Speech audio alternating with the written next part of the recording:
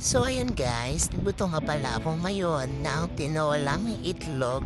Which is, ako na po muna ang ginawa dyan, hindi ko na pinakita. Is, nalagay po muna ako ng tubig and then yung nilagay ko po sa tubig is kamatis, sibuyas, and then luya. Hindi na po siya nakita dyan dahil huli ko na po siya na videohan. And then after po nun, nung kumulo na po yun, ang nilagay ko is yung malunggay.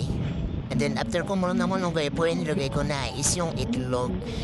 Bago po nilagay yung itlog is in-scramble po muna siya. And then po, syempre nilagyan ko din po siya ng paminta. And then, di po nawawala ang nor cube. And then titimplahan ko rin po siya syempre dyan ng magic sarap. Binilisan ko na po yung video kasi super haba din masyado. Di po yan sunod-sunod guys sa yung paglagay, kinakat ko lang po siya. Pero napakatagal po niyan bago ko ilagay. Every 5 minutes bago ko ilagay yung mga nor cubes and paminta.